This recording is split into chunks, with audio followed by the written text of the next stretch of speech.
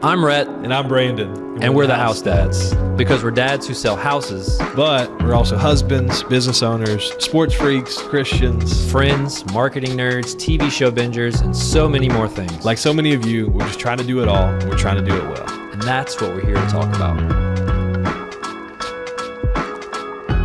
Welcome back, everybody. Episode Scottie Pippen. Oh, nice. Pulled that one out the vault. Yeah, that's 33 for some of you who don't know Real 90s good. basketball. Episode 33. We are pumped to bring another episode to you on this. If you're listening as they drop Monday morning. Yes. But if Which you're I know listening, you all are. Yeah, we know you're just waiting for these things to drop. But if you're listening it throughout the week, either way, college football, LSU football back, is baby. a week away from the drop date of this. It's back. It's back. Are you Go pumped? Yeah, I'm so hyped, man. What's the prediction? Are we going to – never mind. We all know we're going to win the championship. The national championship. Yeah, we're going to win the whole thing, baby. I don't know. I feel really good, man. I think Brian Kelly's got this ship heading in the right direction. I think Jaden Daniels is ready to go. I think the whole team's ready to go. I don't know. I'm interested to see how the defense comes together. I know we got some guys, but a lot of moving pieces in the secondary. You know, it's going to be interesting. I definitely think we win against Florida State Sunday. I think we may have one slip up, lose some game that we're not supposed to in the SEC. Classic. And then maybe lose to Alabama. So I think we have 2 losses in the regular season. Okay, I'm bookmarking this now. I think we beat Florida State. We drop some random game in the SEC that we shouldn't, and we lose to Alabama. But we still go to the SEC championship because I think Alabama's going to falter too. We win the SEC championship. I don't know if we win the national title this year, though. But I'm hoping. Oof. I'm hoping. So we're going to bookmark this. Come back to it. Brandon Rishu's prediction. I think if I had to do this, my career, life all again, I love what I do. Yeah. But if I did anything else, I would love to go into Commentating? sports, not necessarily like the play-by-play commentating, but like have a radio show talking sports. Yeah, yeah. I just love it, man. I love it. I know the coach, obviously, or Brian Kelly, already has some pressure on him. Yeah, for sure. But do you think there's extra pressure that the other sports of LSU have won? 100%. Yeah. He's like, all right, I got to keep this momentum Yeah, going. because Kim Mulkey's ahead of schedule. Jay Johnson got his in, and so now it's Kelly's turn. Yeah, so it's going to be interesting, but in his fantasy football time, too. Oh, yeah. Can't wait for that. Oh, yeah. Either way, football's back. Yeah. And that's a good thing. If you're a house dad, that means a lot to you. If you're a house mom, hopefully it means I know a lot of house moms that enjoy it, Yeah. too. Yeah. You know, I've been trying to talk Courtney to watching more games with me because I watch a lot of little, like, Gilmore Girls and different stuff like that. That I'm like, hey, Courtney, I watch Gilmore Girls. You got to watch Monday Night Football with me. Like, it's a trade, you know, and, you know. So Brandy has this thing where in the mornings when we're eating breakfast, the girls will be eating breakfast, I will, and she has a little alone time. She'll just kind of sit in the corner and eat, but she'll all of a sudden you'll hear on her phone, if you're out on your-" She just watches Gilmore Girls, and I'm like, Brandy. Dude, I hate that intro. It hit Courtney the other day when we were watching a Gilmore Girls. It was just on in the background or something like that. And I said something about the episode, and she was like, oh, my gosh. I'm like, Courtney, I've seen this episode 3 times. So there's no telling how many times you've seen it. Yeah. Gilmore Girls and One Tree Hill are her comfort shows. Throwback. Those are her comfort Throwback. shows. So, yeah. Yeah, getting off topic there. My Either comfort way. show is football. Yeah, It's that's back, a baby. good time of the year for us to just kind of. It's back. You know, Thursday, Yes. Saturday, Sunday, Yes. Monday. Every day. So, It's glorious. but we're going to be talking about something today that I'm super excited about. One of my favorite podcasts to shout somebody out, and it's really the first podcast I ever listened to. My pastor told me about it. It's the Craig Groeschel Leadership Podcast, and Craig does a great job talking about leadership. And but he also, you know, he's a pastor as well, and one of the things that I've read a couple of his books on is he talks about winning the battle in our minds. And I think it's so important. A lot of times, like, our thoughts just happen by default. They just happen to us as opposed to designing our thoughts. And so it's important for us to take inventory and to actually think about what we think about. Right. Like, ask yourself the question, what is your most dominant thought? Like, what's the thing that you think the most, or the type of thought that you think the most? And the reason that I wanted to do this particular episode is over the last couple of weeks, I've had to catch myself where, man, my thinking is just crappy. Not in the like best stinking thinking, man. Stinking like just thinking. Really thinking poorly, and it's come out in a lot of the conversations that I've been having, and I've noticed it the most at the office. Like, you know, having conversations with some of the other agents in there, and then like I'll catch myself later about like the feeling that I'm getting. I'm like, oh, this is a negative conversation. But say, is it you catching it or someone else like calling you out on it? It's kind of me catching it. Yeah. But I think I'm feeding into it. I'm speaking it because I'm thinking it. And so, that's the thing, is that our thinking turns into our words and our behavior. And a lot of times we try and fix the behavior, but we really have to start at the root, and that's the thinking. Right. And the good news about all this is that you can change your thinking. Like, yes. The old saying that you can't teach an old dog new tricks? Yes, you can. Yeah. It has nothing to do with old age.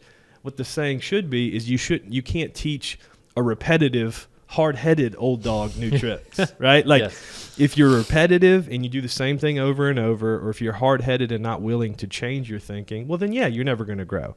But you absolutely can change your thinking. And from a leadership perspective, this is what this podcast is all about. Or when you look at it from like even just a successful perspective, right? You look at other people that you want to be like, and a lot of times we copy their behavior. Yeah. We're like, oh, look, I love how he parents his kids. I love, I love the type of husband he is to his wife, or whoever it is that you admire, you look up, you love their business or whatever it is. A lot of times we copy the behavior, which is not a bad place, not a bad thing to do. Right. But where's the better place to start is what's the way that they think. Yeah. Right? Like if we can emulate the way that they think, that's going to really be something that's transformational, right? Because your life, your leadership, whether you're successful or not, it's always moving in the direction of your strongest thought. So how you think will determine your life. How you think will determine how you lead. But the problem is sometimes we have wrong thoughts about leadership. And so that's what we're going to be talking about today, is like replacing some ways that you think, okay, this is how I influence other people. This is the way that I need to run my team. This is the way I need to manage my family, whatever it is. But maybe it's just a wrong mindset. Yeah. Right? Like maybe we're trying to fix the attitude, we're trying to fix the behavior, but what we really need to fix is the thought. Yeah. It's a much deeper thing than people realize. And you're also thinking all day long. Yeah. So, if you think about it. If you think about it, you're going to be thinking all day long. Right. So you got to, it's important to grab and take hold of. Exactly. Before it gets out of control. Exactly. But yeah, so if you don't like where your thoughts are, like you say, there's good news. You can acknowledge it and you can change it. Brandon has acknowledged and noticed, hey, I don't think I'm thinking the right. And he is, and we'll get into a little bit later, but he is a leader. Like he leads his family, he leads his brokerage, he leads his church. So it's imperative for him to recognize when he is thinking things that don't lead him in the leadership direction that he wants to be. Right. And if you are a leader, which a lot of you, all of you, if you're listening to this podcast, you are, you have to be constantly evolving and changing and growing. It's mandatory. Exactly. If you're going to be a leader, you have to be doing that because you have influence. People are watching you. People are paying attention, whether you think it or not. Social media posts, when you're posting and what you're saying, just because you don't get 600,000 likes, I promise you're getting more views and more eyeballs on you than you think. Yes. And to quote Craig Rochelle, like he was saying, this kind of based off of, leadership is never about title or position. Leadership is always about trust and influence. That's good. So that is what we want to kind of instill in you, is just because you don't have some sort of title at work, or title at wherever you're doing in college and class, just because you don't have that title does not mean you are not a leader. Exactly. You are leading your family. You're leading the relationships that you're in. You're leading friendships, marriage, whatever it is, you're a leader, right? And a lot of times, like you say, we copy other leaders, and that's going to limit you. Right. Because you're just copying them, and whatever they're doing, that's what you're doing.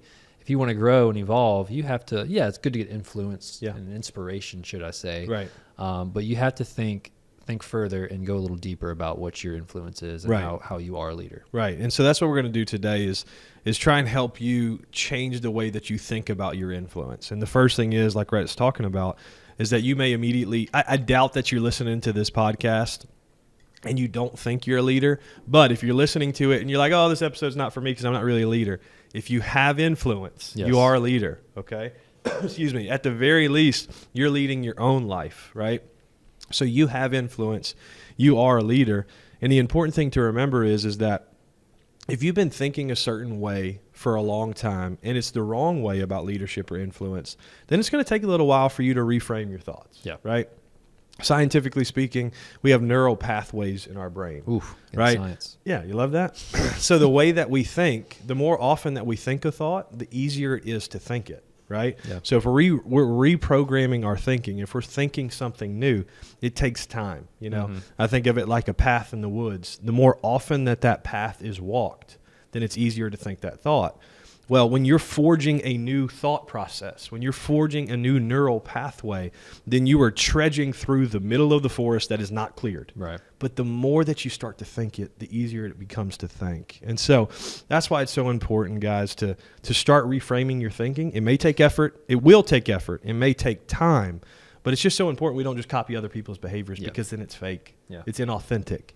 If we change our thoughts and not just our behaviors, then we're able to innovate and not just imitate other people. For sure. Right? So that's what we want you to do today is change your thoughts about leadership, change your thoughts about influence so that you can start to innovate and not just imitate. And you're right about the repetition. That's one thing I love doing with my girls is like when they say they can't do something, I'm like, no, don't say you can't. Love that. You know, you can. Or like Madison, our oldest, when she's scared, her middle name is Maeve, which rhymes with brave. I love that. So we always call her Madison Maeve the Brave. And we're like, hey, you're brave. Like, if you hear it and you say it enough, you know, not saying she's not going to be scared, but like just instilling that in them at a young age.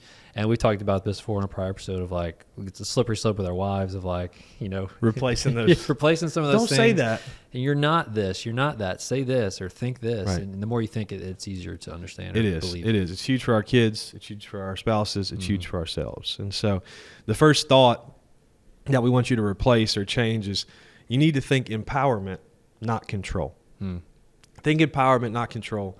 You know, when we think about our families, when we think about our businesses, a lot of times we want to control everything. Man, when you're trying to get better, when you're a leader, a lot of us are kind of control freaks. And, you know, the one thing that I've learned is a lot of times the way that I felt lately, where sometimes I feel like overworked and overwhelmed and overstretched, what I'm actually doing is I'm overestimating my own importance. Yeah. That I'm actually thinking that everything has to be done by me and nobody else can do it as well. Can't do as well as you. Well, if that's the case, then I'm a bad leader. Yeah. Right? That I need to empower and I don't need to control everything. Right? Because when I overestimate my importance, what I'm doing is underestimating or I'm undervaluing everybody else's importance around me. And, for sure. And when I undervalue everybody else, either one or two things are going to happen. They're not going to grow or they're not going to stay. Because leaders are going to grow, leaders are going to get better. And so this is an awesome quote. I got this from Craig as well. It says, you can have control or you can have growth, but you can't have both. Oof, that's good. You can have control or you can have growth, but you can't have both. You know, I don't ever really consider myself as like controlling of others, but when I'm real about what is going on, I kind of take over control too much. I'm not giving enough. And this is the way that I do it. I'm like, oh, well, no, I'm really good at delegation. Yeah. But delegating is not empowering. Delegating is just delegating task, right? But the best leaders delegate authority, right? Ooh, yeah. When you delegate task, you're just creating followers. It's like, oh, well, if Brandon doesn't tell me to do that task, then I'm not going to do it. Yeah. I'm just delegating to a task and I'm creating followers. But when we delegate authority, you create leaders. Yeah. That's the separation. And a lot of times we can delegate a task because it's like, oh, well, it's not even a big deal if they mess that up. But when we delegate authority, that's difficult. Yeah. But the difference is we have to be able to trust somebody, right? Like, well, it's not the difference that we have to be able to trust somebody. You know, how do you trust somebody in life, right? The only way that you can even find out if you can trust somebody is to trust them. Yeah. If you want to trust somebody, if you want to see if they're dependable or not, you have to give them a shot. Right. Sure. And so we have to focus on not just controlling every aspect of our business, because then we put a lid on it. Yeah. Right. We have to empower. We have to allow people the opportunity to fail. We have to allow people the opportunity to succeed, but we're not doing that if we're just delegating tasks. We have to delegate authority. That's so true. And I love, like, I've done that recently. We've had a lot of transition in our team with new admin and whatnot. But when I say, hey, this is yours, take the reins and run with it, sometimes like, what? People never. Sometimes some people don't experience that, and they're like, when they hear that, they're like, "Oh, it just opens up a whole new world of you don't just tell me what to do." I'm like, "No, this is yours. Take it, run with it, and do your thing." And you're right. You do have to have the mindset of, because it's easy to say, "Well, you know, maybe you can do it this way," but let them fail, let them do some things, let them learn, because that's how they learn. I learn by doing. Exactly. Like I am not. You could tell me all day long, but when it comes to doing it, I'm like, all right, I don't remember anything you just said. I got to do it. Do it. Exactly. 100%. So having that mindset does help. It's huge. It's huge. And going into the next point, we got to think investment and not spending. Think investment, not spending. So this doesn't mean just money, of course, right? It's really just any of our resources, our time, our energy, our team, our brokerage, or whatever. You got to stop thinking about spending and think of it as a term of investing. So, when we're leaders, we have a lot of resources and we have to think about using them wisely, right? We are only limited. We have a limited amount of time, a limited amount of resources, and we have to use them wisely. So ideally, you want to invest that, because when you spend, it's just a trade. Like you're buying something on Facebook Marketplace, paying them a fair price, you're getting expect something in return. Investing, that's like when you put your money in crypto and you're like, hey, let me get some money back. That's a bad example probably for time's sake. Bitcoin.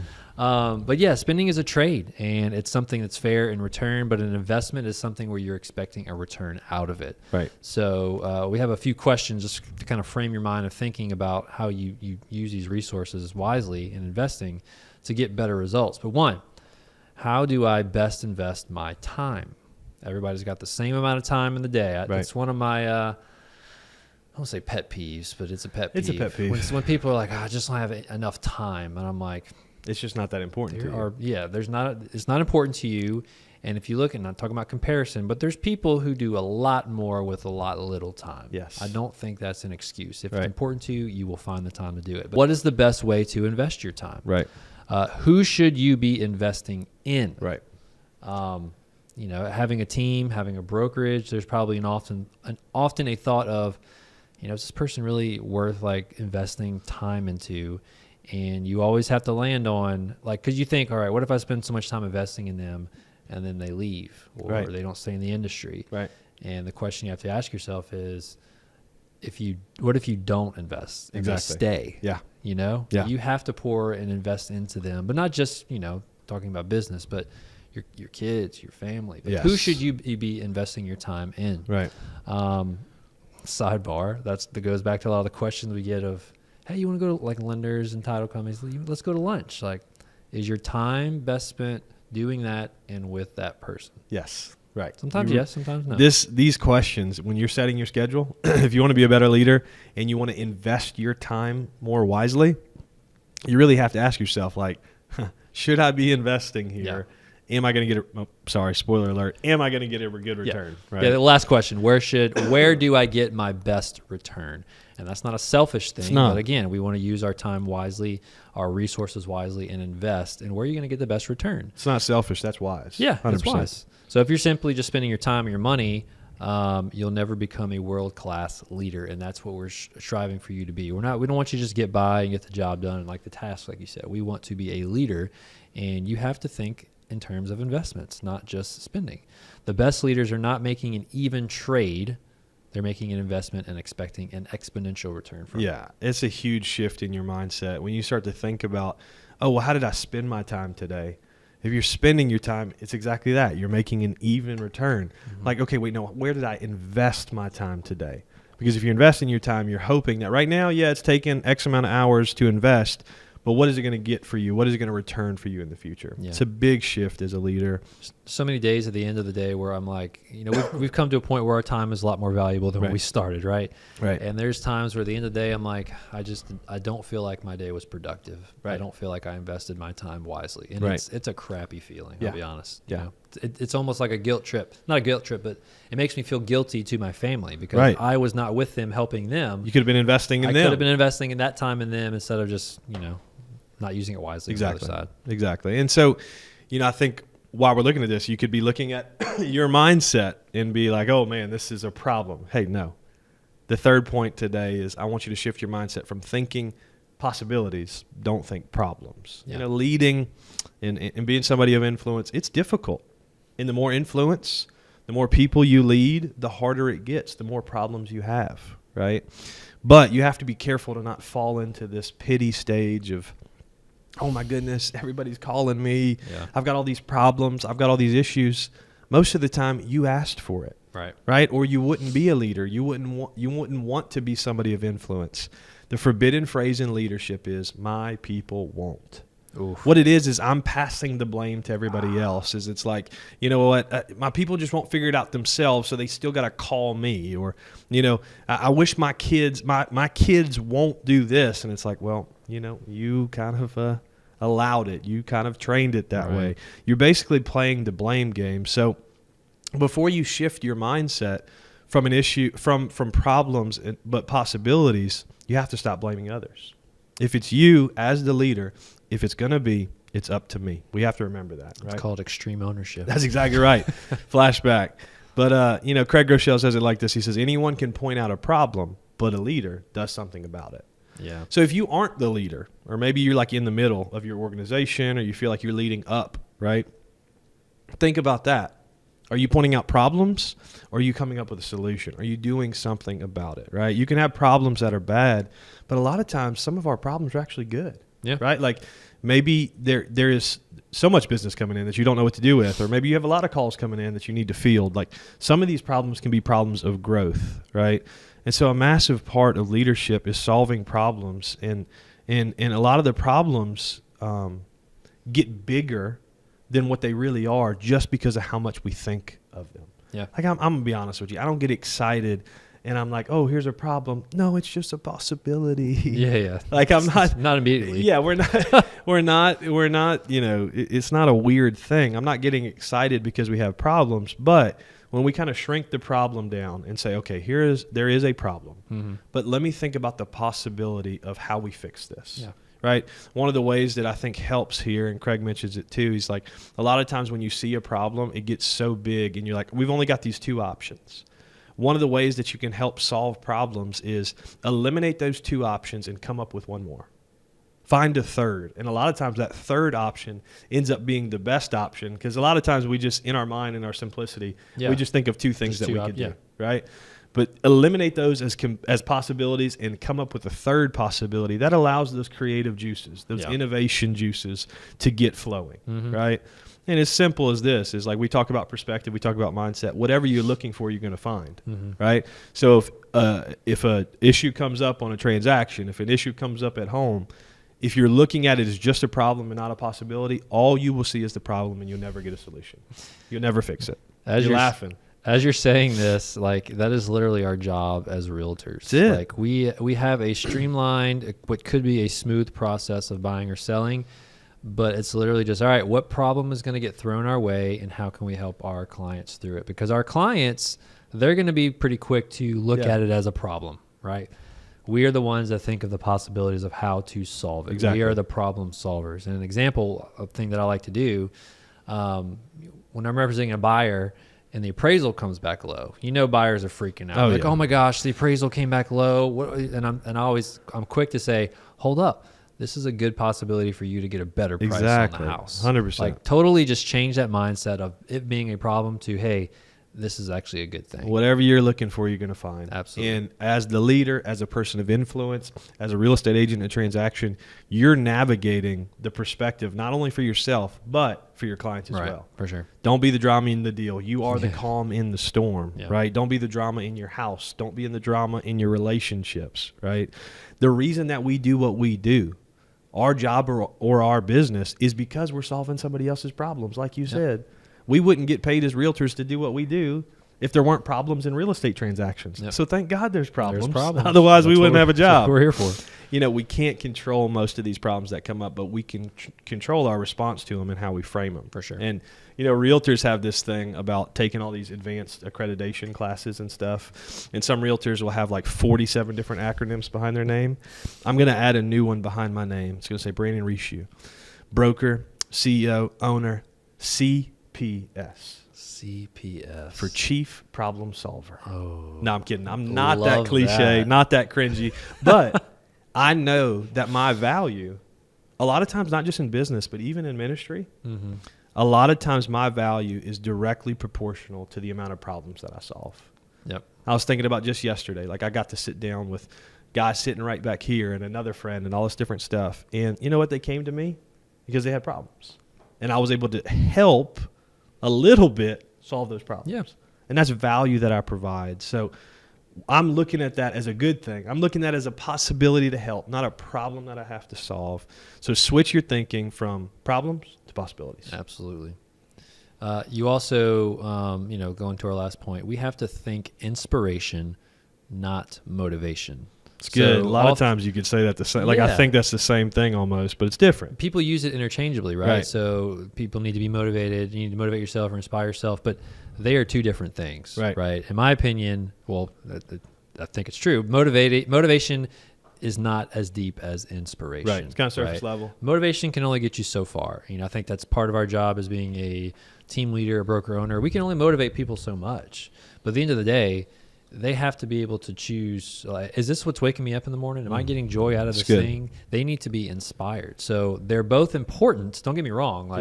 I'm getting motivated to go to the gym. I need a little extra pump. Right. But at the end of the day, am I inspired to see the results of it by going consistently? Right. Maybe these motivational speakers should change their names to inspirational speakers. But I think that's the point, is like you can only motivate a certain bit. Yeah. That's the surface level. Inspirational, that comes from within. Exactly. The best leaders don't just think about motivating their teams. They want to inspire them. Leaders inspire. They motivate too, but don't get me wrong. But true leadership, we're trying to inspire people. Yeah. So what's the difference? Motivation is an external force moving someone forward. Inspiration comes from within. Yeah. It's a lot deeper, right? Right. So our goal as leaders, we want to motivate you, but we want you to find, have self-motivation for one, to reach into that inspiration, because it's much deeper, to get you to hit your goals, to hit your desires, your dreams, all those kind of things. I think the biggest thing is like motivational speakers and stuff like that. I remember the motivational speakers. I don't know if your high school used to do this, but sometimes they used to bring everybody in the gym, and then you'd have this guy come and talk about this crazy story and give you motivation. Mm-hmm. And a lot of the times you can get the motivation, but the lesson that remains is the inspiration that you get from the way they live their life. Yeah. Not the words that they say. Yeah. And so that's why, as leaders, for us to be inspirational leaders and not motivational leaders, you can say whatever you want, but what you live, what you model. Yeah. Right. And you're about to go into these characteristics or these traits of an inspirational leader. The thing that's consistent with all these traits is it's what you model. It's not just what you say. You're talking the talk, you're walking the walk, not just talking the talk. Exactly. So talking about the list he was talking about, these are some traits that inspirational leadership has.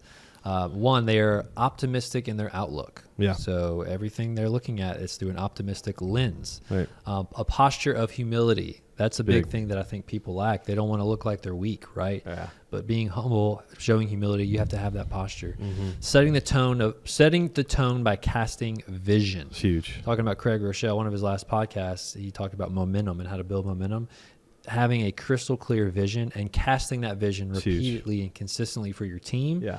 It sets the tone, right? So you have to have the vision, and you have to set the tone by casting the vision to others. Yeah. Being generous with recognition. Yes. Like we said in a past episode, if you got something nice to say, don't hold it back. Say it. Be generous. People want to know they're doing a good job. They need those words of affirmation. They need to know what they're doing. So be generous with that. Don't hold it back. Yeah. And be consistent with your empathy. People are going through some stuff, right? There's reasons sometimes people don't perform the way you know that they could or should. And you got to show empathy towards that, towards their situation, towards business, industries, whatever. You got to show that consistent empathy. So you don't have to have all those. I say it's preferred to have all of those. Try. Yeah. But true leadership, inspiring leadership, you got to have, that's a core list, right? Yeah. Don't feel pressure to have all of them. But you should definitely have the biggest thing is chunk of them. The biggest thing is, I believe you're really not going to lead anybody past where you've been yourself. Yeah. Right. And so you try to get somebody to do something that you haven't even done yourself. Yeah. Right. That's inauthentic. That's fake. And so the way to inspire people is you actually do it. You model it. You be the example. And then other people are going to be inspired to do it as well. They're like, oh, wait, Rhett did it. I can do it as well. Exactly. So it's good stuff. But in closing, I kind of want we always want to leave you guys with something to implement, something that you can do yourself. And so something we talked about a couple episodes ago, even just talking about friendship, the first thing I want you to do is find a leader that's several steps ahead of you and spend some time talking to them. Don't just imitate them. Figure out how they think. What makes them tick, right? Because if you're just imitating them, it won't last. You may be able to implement a few things that they do. Like, I can't go be Rhett. right? I look up to Rhett and I respect everything that he does and I admire everything he does, but I can't imitate what he does. But what I can do is learn a lot from the way that you think. Mm-hmm. And a lot from the way that he thinks would come out completely different in my business, completely different in my family, completely different in my life, and it's applicable to me. The next thing is this, and this is so important. This is about humility. Watch for where you push back the most. What that means is like when somebody tells you something, where do you get defensive the most? Yeah. Right? When somebody's like, hey, man, you could do a little better here, or like you dropped the ball on this, or and you get real defensive, man, it's important. Be a student. Don't be a critic. That's clutch. Humility is key. And the last thing is, and it kind of plays off the last one, is be willing to be wrong. Ooh. Right? Where you push back the most, you may have some room for where you're wrong, right? The biggest areas of growth usually comes from the things that you're wrong about. Like, I'm so thankful that I don't think the same way about leadership, about raising my kids, about treating my wife that I did 10 years ago. Yeah. Right? And a lot of the things I thought wrongly about, and so my mindset changed. And so since my mindset changed, I grew, I changed, and things got better. That's true, man. This is definitely one of those episodes where I feel like, we're telling you these things, but I am wholeheartly needing to implement these things myself. Yeah, right? same. So we are That's why I did leaders, it. no matter what, in our industry or our families or the house dads. But we have to practice this ourselves. Right. So that's the good part. We get to study this stuff and then like give it to you. Yeah. But we're by all means doing it ourselves. Doing it all together. Absolutely. So change your mindset, change your influence, improve your mindset, improve your influence. So thank you so much for watching. We hope you got some value out of it. We hope this not only motivated you, but inspired you, right? Good. Yeah. Give us some feedback. We'd love to hear some. We want to hear what you want to hear about next episode, the next episodes, the future episodes, whatever. Reach out to us and connect on social media. Subscribe, like, all that stuff. We got to say it. I know it's annoying. Yeah, we have to. Yeah. But either way, thanks for joining us. We'll see you next time. Sweet.